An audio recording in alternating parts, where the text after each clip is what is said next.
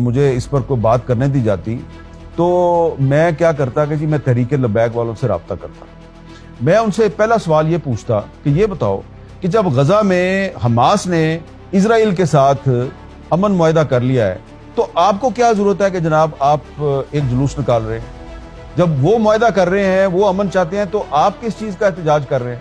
اور پھر میں ان سے یہ پوچھتا کہ چلیں آپ نے احتجاج کرنا ہے، ٹھیک ہے، آپ کہیں گے کہ جی اسپین میں احتجاج ہو رہا ہے، آسٹریلیا میں احتجاج ہو رہا ہے، انگلینڈ میں ہو رہا ہے، تو ہم نے بھی فلسطینیوں کے ساتھ اظہار یکجہتی کرنا ہے. تو بالکل کریں، پرامن طریقے سے فلسطینیوں کے ساتھ یکجہتی کا اظہار کرنا کوئی بری بات نہیں، آپ ضرور کریں. لیکن آپ مجھے یہ بتائیں کہ آپ لانگ مارچ کر کے نہ صرف یہ کہ آپ اسلام آباد آنا چاہتے ہیں، بلکہ آپ اسلام آباد میں ڈپلومیٹک انکلیو کے اندر جانا چاہتے ہیں اور آپ امریکی سفارت خانے کو جا کر کوئی اپنی آپ یادداشت پیش کرنا چاہتے ہیں. تو آپ کوئی ایک ڈیلیگیشن بھیجیں، وہ امریکی ایمبیسی سے رابطہ قائم کرے اور ان کو جا کے یادداشت دے دے. آپ ایک جلوس لے کے آنا چاہتے ہیں اور وہ جلوس جو ہے وہ پہلے اسلام آباد آئے گا، پھر وہ ڈپلومیٹک انکلیو میں جائے گا.